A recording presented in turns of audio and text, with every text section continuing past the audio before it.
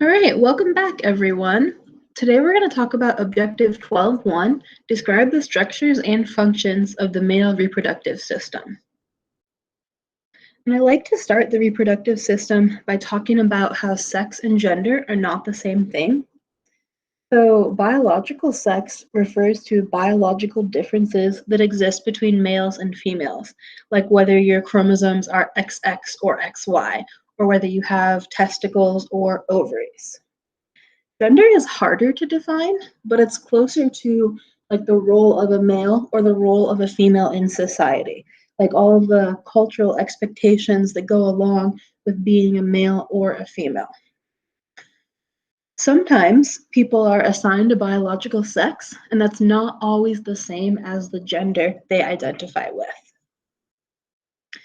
When we talk about reproduction and anatomy, whenever we say male or female, we'll be talking about biological sex only.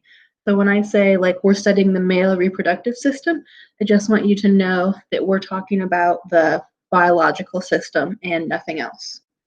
If you want to read more about this, here's a great article that helps explain the differences, and feel free to email me as well.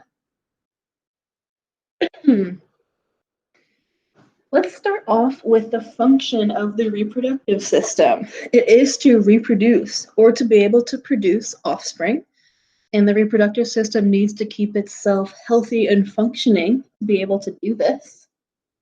And compared to other body systems we've studied, there's something really weird about the reproductive system. One is that it's actually non-functional during the first 10 to 15 years of life. Could you imagine if like your cardiovascular system waited 10 years to start functioning? But we all know puberty waits.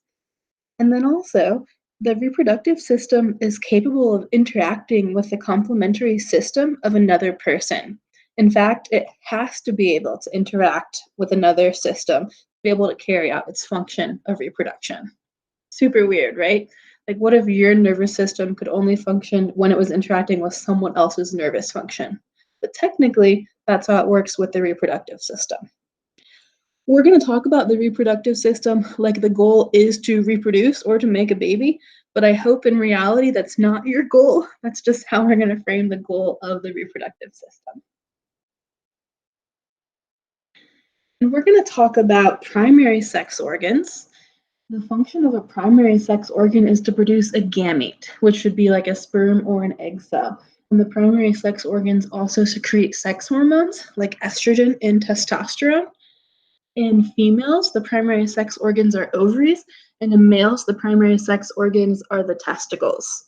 And yes, I did write that correctly. The penis is not the male primary sex organ. It is the testicles because of their ability to produce gametes and hormones. Everything else is considered an accessory sex organ. So all of the ducts and all of the glands and external genitalia like the penis and the vulva are all extras. If you want, I posted this diagram on Canvas so you could print it out and then kind of label it as you follow along. But starting with trying to identify the structures of the male reproductive system. So we're looking at this from the side here. Let's start down here with this sac that's called the scrotum. And the scrotum's function is to be able to enclose the testicles. The testicles, or testi, is that white kind of egg-looking thing right here, and that's where sperm is actually made. And then the sperm is going to mature in the epididymis, this curved structure right here surrounding the testicle. The sperm is stored there until a man is ready to ejaculate or ready to expel the sperm. When that time comes, the sperm is going to leave the epididymis and travel through this long tube right here called the ductus deferens, probably more commonly known as the vas deferens. So this tube is going to take it from the scrotum all the way into the body, where we're going to meet up with this tube called the ejaculatory duct. Notice we can see a right one and a left one would be coming from the other testicle that we can't see. And both of those can join into the urethra. So in males, the urethra is going to carry out urine or semen. Semen is like sperm plus secretions. So there are some glands we're going to talk about that are able to secrete fluids that kind of nourish the sperm. One of them is the seminal gland that's up here by the ejaculatory duct. Another one is the prostate gland. Notice that it's right by the urethra. If you've ever spent time with old men, you'll probably hear them talking about how they have to pee all the time. And that's because as we age, well, as males age, the prostate gland keeps increasing and it kind of cuts off the urethra. So it's harder for males to be able to pee. It's pretty common to have prostate cancer because it keeps growing so much and have to have it removed. Ask your grandpa about it. And then also down here, this little guy, the bulbourethral gland, which is going to, again, all three glands are going to dump their secretions into the sperm. Sperm plus secretions make semen, and then the semen will travel all the way down the urethra and ideally into the female reproductive system, because remember, we're pretending that our goal is to be able to reproduce. Closer look at the scrotum. This is one of the coolest examples of structure and function. I want to tell you about some interesting muscles. So, the scrotum, remember, is the sac that holds the testicles, and it's actually located outside of the body. Body temperature is about 37 degrees Celsius, which is too hot for sperm.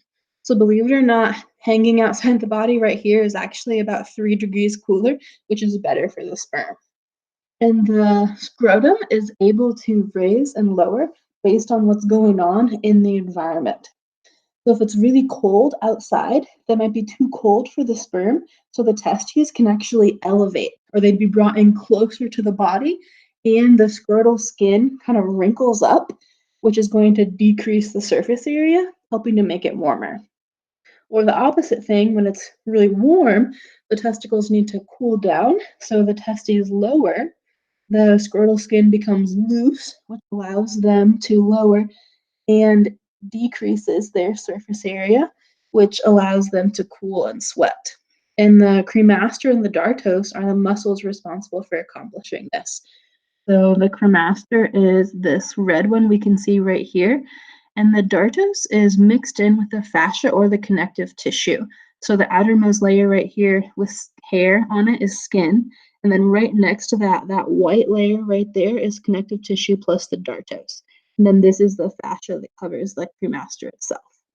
So, pretty nice example of structure function. Let's take a closer look inside of a testicle. So the testicle was like the white egg-looking thing right here.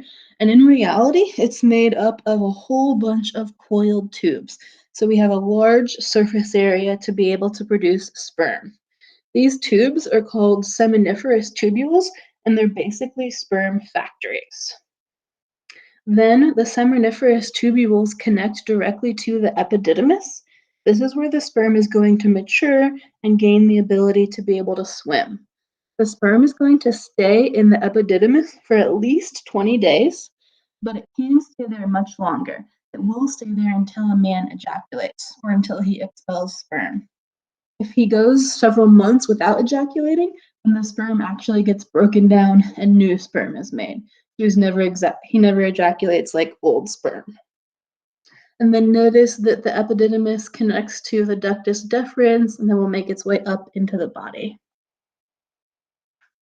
I always like to mention this. Please examine your testicles for testicular cancer, most common cancer in young men, and if it's detected early, it's very easy to be able to treat. So you're looking for lumps and you're looking for discoloration. Don't be afraid to use a mirror. Now we're going to talk about the penis. The penis is the copulatory organ of the male.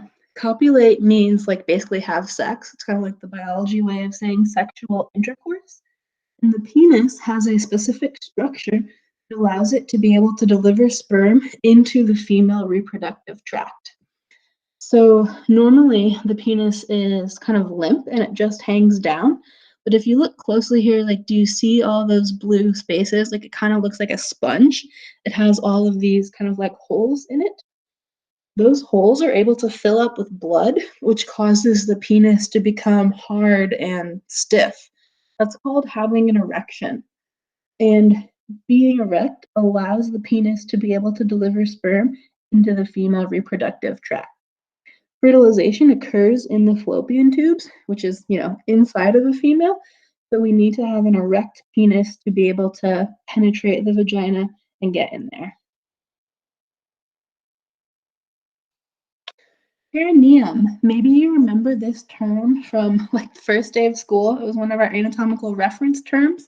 Perineum means genitals. And it's a little diamond that on males is kind of the space in between like the anus and the scrotum. So kind of right in between the pelvis. The female perineum is much more interesting. I'm just mentioning it so that you kind of have this visual so we can compare them later on. But in the males, it's basically just skin. And then let's talk about the function of the male reproductive system. The first thing that has to happen is that the penis becomes erect, which is when it fills with blood, making it larger and stiff. And this allows the penis to be able to penetrate the vagina. And then after an erection has occurred, the male ejaculates. This is associated with like what we'd call climaxing or having an orgasm. During ejaculation, the sphincter, urethral sphincter, is going to constrict, which prevents any urine from being able to enter the urethra. So that's good. So the male's not peeing because that sphincter is closed, he's only expelling semen. All of the reproductive ducts and accessory glands are also going to contract and empty their contents into the urethra. So, like, this is when the semen is made, the sperm plus the secretions. And then the penis itself is going to contract, which propels the semen out of the penis and into the female reproductive tract. And the contractions are accompanied by pleasure. Dopamine is released in the brain. This is what people refer to as like an orgasm. And other systemic changes occur, like rapid heart rate, elevated blood pressure, kind of general relaxation.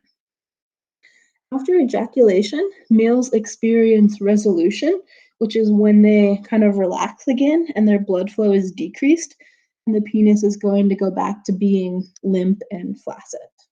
And there's also a refractory period in males, which means that there's a short time where a man actually cannot have another orgasm. This could be a few minutes or maybe as long as an hour. Fun fact, females don't have a refractory period. So females can have multiple orgasms in a row, but men cannot. Here is a nice video so you can kind of see how all this stuff works together. And yeah, please ask me questions. Don't be shy. Don't be embarrassed. It's okay to have questions. Thank you.